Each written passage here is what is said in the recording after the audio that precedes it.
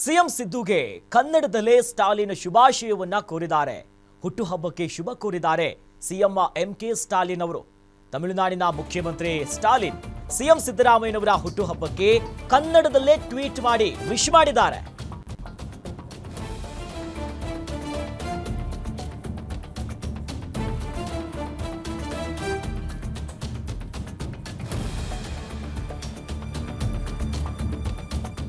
CM ಸಿದ್ದರಾಮಯ್ಯನವರ 78ನೆಯ ಜನ್ಮದಿನದ ಅಂಗವಾಗಿ ಕನ್ನಡದಲ್ಲೇ ಸ್ಟಾಲಿನ್ ಅವರು ಅವರಿಗೆ ಶುಭಾಶಯವನ್ನ ಕೋರಿದ್ದಾರೆ.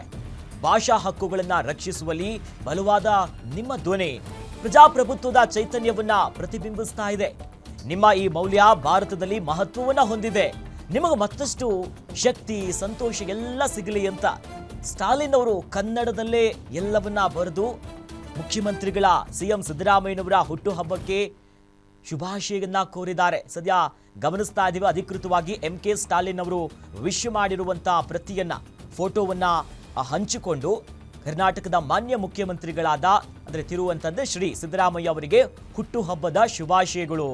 ಅದರ ಮುಂದುವರೆದಂತೆ ಭಾಷಾ ಹಕ್ಕುಗಳನ್ನು ರಕ್ಷಿಸುವಲ್ಲಿ ಸಾಮಾಜಿಕ ನ್ಯಾಯವನ್ನ ಮುನ್ನಡೆಸುವಲ್ಲಿ ನಿಮ್ಮ ಬಲವಾದ ಧ್ವನಿಯು ನಿಜವಾದಂಥ ಒಕ್ಕೂಟ ಮತ್ತು ಅಂತರ್ಗತ ಪ್ರಜಾಪ್ರಭುತ್ವದ ಚೈತನ್ಯವನ್ನ ಪ್ರತಿಬಿಂಬಿಸ್ತಾ ಇದೆ. ಈ ಮೌಲ್ಯಗಳು ಇಂದಿನ ಭಾರತಕ್ಕೆ ಬೇಕು.